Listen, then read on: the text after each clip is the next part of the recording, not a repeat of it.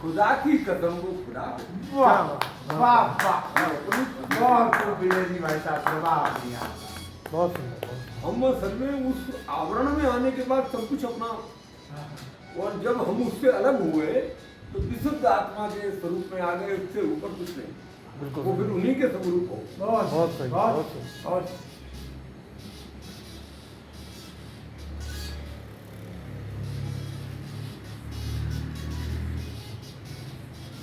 हमें इस जीवन में पुरुषार्थ के लिए बार बार संकेत किया जाता है। हाँ।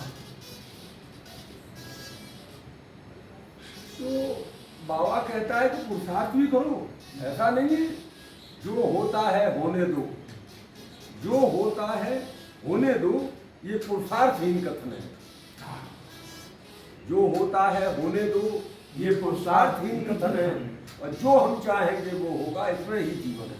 जो हम चाहेंगे वो होगा, इसमें ही जीवन है।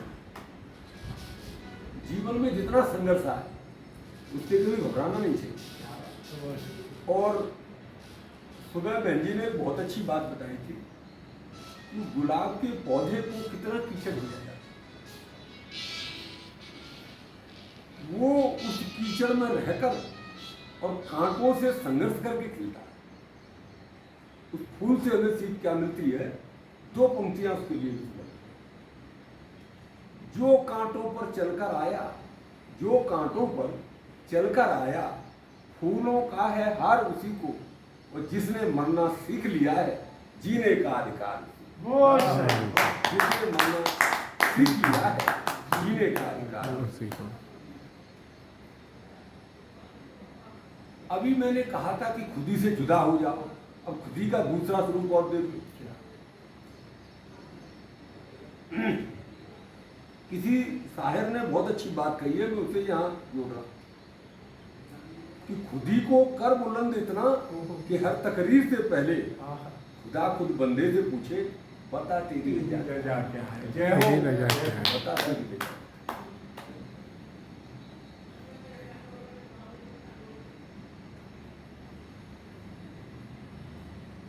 अब सुनो, खुदा पे बात चली थी, लेकिन आपको हमेशा जैसा यहाँ ज्ञान योग में बताया जाता है, यहाँ आंखें बंद करके किसी का समर्थन नहीं है। ये बिल्कुल प्रज्ञा के पर आधारित, और जो उसका आवरण है पूरा, उसकी सारी परिस्थितियों पर आधारित अगर आप चिंतन करेंगे तो आप तार्किक तौर पर भी ये पाएंगे कि ब्रह्मा कुमारी का जो ध्यान मार्ग है वो बहुत सारी बातों से बहुत ऊपर है। पत्थर को भी पूजोगे तो वो खुदा हो जाएगा, पत्थर को भी पूजोगे तो वो खुदा हो जाएगा, इतना मत चाहो उसे। एक सीमा रखी गई है, इतना मत चाहो उसे, वो बेवफा हो जाएगा। जहां भी आप किसी को ज्यादा चाहते हो तो बेवफाई का स्वरूप वही निकल के आता है।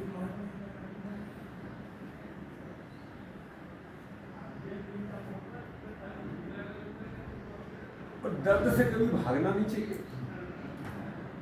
दर्द को न नापो पैमाने से, दर्द को न नापो पैमाने से, दर्द चुप होगा न बहलाने से। दर्द को न नापो पैमाने से, दर्द चुप होगा न बहलाने से। दर्द प्राण है, दर्द प्राण है हर संघर्ष का, दर्द और जागता है सुनाने से। और जागता है बहुत खूब। हम लोग यहाँ आध्यात्मिक जीवन में एक साधना के सोपान पर इस समय स्थित हैं। तो सुमिरन सुरत लगाए कर, सुमिरन जब हम ज्ञान में और योग में बैठ जाते हैं तो उस समय बोलने का कुछ मन नहीं करता। इतने अंतर्मुखी हो जाते हैं, इतने खो जाते हैं प्रभु की याद में। उन पंक्तियों को कुछ इस तरह से रखने का प्रयास, सुमिरन सुरत लगाए कर, सुमिरन सुरत लगाए कर मुख से कुछ न बोल। सुमिरन सुरत लगाए कर मुख से कुछ न बोल, बाहर के पट बंद कर अंदर के पट, जय बाहर के पट बंद कर अंदर के पट खोल।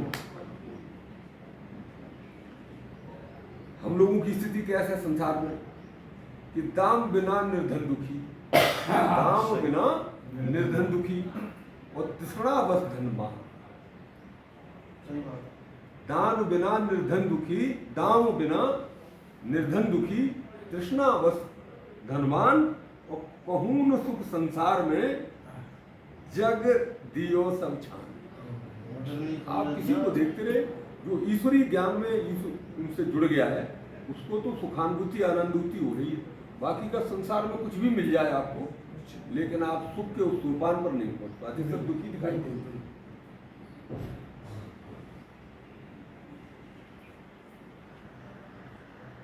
एक चार पंक्ति कि कर्तव्यों का प्रश्न जहां है, कर्तव्यों का प्रश्न जहां है वहां कभी आराम नहीं है। कर्तव्यों का प्रश्न जहां है वहां कभी आराम नहीं है। इसीलिए इतने मानव हैं लेकिन कोई राम नहीं। जय इसीलिए इतने मानव हैं, इसलिए इतने मानव हैं लेकिन कोई राम नहीं है। राम वही बन सकता है, राम वही बन सकता है जो मर्यादित आचरण करेगा। राम वही बन सकता है जो मर्यादित आचरण करेगा। धनुष बाण धारण करने से बनता कोई राम नहीं। धनुष बाण धारण करने से जय जय श्री राम। राम।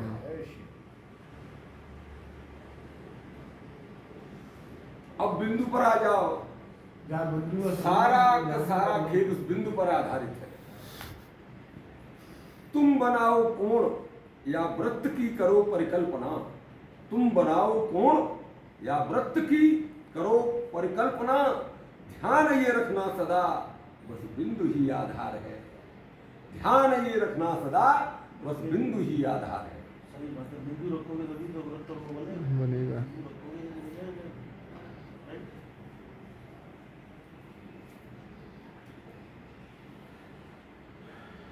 साधना से साध्य का संबल मिलेगा, साधना से साध्य का संबल मिलेगा। आज मिला तो आज, नहीं तो कल मिलेगा। आपको पेशेंस में रहना चाहिए। बाधाएं कब बांध सकी हैं पथ पर चलने वालों को। बाधाएं अश्विनी जी, बाधाएं कब बांध सकी हैं पथ पर चलने वालों को, और विपदाएं कब रोक सकी हैं आगे बढ़ने वालों। बहुत सही। जय जय श्री राम। जय जय श्री राम। और इसी श्रृंखला में दो पंक्तियां और ले लीजिए। हाँ बिल्कुल साहब साहब। कर्मवीर के आगे पथ का हर पत्थर साधक बनता है। कर्मवीर के आगे पथ का हर पत्थर साधक बनता है और दीवारें भी दिशा बताती हैं जब वो आगे बढ़ता है। जय जय श्री राम। दीवारें भी दिशा जय बताती श्री हैं राम। जब वो आगे बढ़ता है। इन चार पंक्तियों के बाद फिर 5 जून पर्यावरण दिवस होता है। मैंने वृक्षों पर जो कुछ लिखा वो आपको एक कविता अपनी पूरी प्रस्तुत करूंगा। उससे पहले 4 पंक्तियां। हमारी तलाश ये होती है, हम लोग पैसे से अधिवक्ता हैं, अच्छे से बेहतर तलाशते घूमते रहते हैं और कैसे बढ़िया करें और क्या अच्छा करें। संसार का भी सार मुझे ये लगता है, अच्छे से खूब और बेहतर तलाश कर। अच्छे से खूब और बेहतर तलाश कर। Good man. बेहतर तलाश कर, दरिया अगर मिले तो समंदर तलाश कर। ओहो क्या बात अच्छे से खूब और बेहतर तलाश कर, दरिया अगर मिले तो समंदर तलाश कर। बहुत सही, बहुत अच्छे। जय हो विजय जी भाई साहब की। आ गया दोबारा पढ़ो। नहीं, ये पत्थर वाला आगे आने दी। अच्छे से खूब और बेहतर तलाश कर, दरिया अगर मिले तो समंदर तलाश कर, और पत्थर तो शीशे तोड़ते रहे। पत्थर तो शीशे तोड़ते गए। तोड़ते रहे। जो पत्थर को तोड़ दे वो शीशा तलाश कर। बोल बोले बाबा की जय। अब मैं वृक्ष संदेश शीर्षक से वृक्षों के लिए जो जिनकी हम आप उसमें बैठे हैं सानिध्य में, कितना अच्छा लग रहा है। इन वृक्षों के लिए जो लिखा है वो आपको समर्पित करता हूँ। उसके बाद मेरा ये आज का काव्य पाठ। उसके बाद इनसे कराएं, इनमें से जो करे तासे कराओ। वृक्ष खड़े उपवन में रहते, वृक्ष खड़े उपवन में रहते, हिल मिलकर आपस में रहते। हम लोगों को ज्यादा संख्या हो जाए तो लड़ने लगते, ये कभी नहीं आपस में लड़ते। वृक्ष खड़े उपवन में रहते, हिल मिलकर आपस में बसते, सर्दी गर्मी वर्षा सहते। क्या नहीं सहते हैं? सर्दी गर्मी वर्षा सहते और शीतल छाया सबको देते। वृक्ष खड़े उपवन में, कितना पावन है इनका मन, कितना पावन है इनका मन। पास रहे या दूर रहे तन, कितना पावन है इनका मन। पास रहे या दूर रहे तन, कभी न ये आपस में लड़ते, कभी न ये आपस में लड़ते, मिलजुल कर रहने को कहते। उनका संदेश आता कि आप सब लोग मिलजुल कर रहिए जैसे हम रहते। वृक्ष खड़े उपवन में, इनका आंगन चिड़ियों का घर। क्या क्या देते हैं, किस किस को देते हैं? इनका आंगन चिड़ियों का घर, आंधी तूफान ओले सहकर। ओश इनका आंगन चिड़ियों का घर, आंधी तूफान ओले सहकर।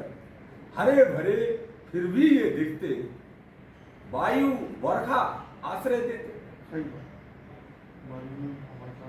वृक्ष खड़े उपवन में, वृक्ष बहुत सही। और तेजा जी भाई साहब, आज आपका बेहतरीन पाठ रहा। और आज इनका जीवन कितना निश्चल, जो मारे देते उसको फल। ये कहीं नहीं देखा होगा जो वृक्ष हमें देते। इनका जीवन कितना निश्चल, जो मारे देते उसको फल। और खड़े खड़े ये सब कुछ सहते, खड़े खड़े ये सब कुछ सहते, फिर भी हमसे कुछ ना कहते। वृक्ष खड़े उपवन में रहते, वृक्ष खड़े उपवन में रहते। बहुत सही, बहुत सही। आज का काव्य पाठ। हम भी इन जैसे बन सकते, प्रेरणा मिलती है हमें। हम भी इन जैसे बन सकते, क्षमा दया करुणा कर सकते। हम भी इन जैसे बन सकते, क्षमा दया करुणा जन सकते, और सबको जीवन छाया देकर, सबको जीवन छाया देकर आदि सनातन धर्म। जय जय श्री राम। जय जय श्री राम। एक अंतिम बंद है, वो प्रश्न हमसे एक सवाल वृक्ष कर रहे हैं, एक प्रश्न कर रहे हैं हम सब लोगों से, उसका उत्तर आप लोग देना। जितना उठते उतना झुकते। थोड़ा सा उठ जाए तो आज मित्रा और आ जाता है। जितना उठते उतना झुकते, पर्यावरण संतुलित करते। सारा पर्यावरण उन्हीं पर टिका हुआ है।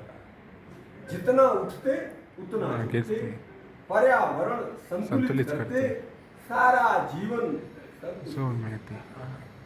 सारा जीवन सब कुछ देते, और फिर क्यों लोग वृक्ष वध करते? ये सवाल पूछा। बड़ा प्रश्न, गंभीर प्रश्न, गंभीर। फिर क्यों लोग वृक्ष वध करते?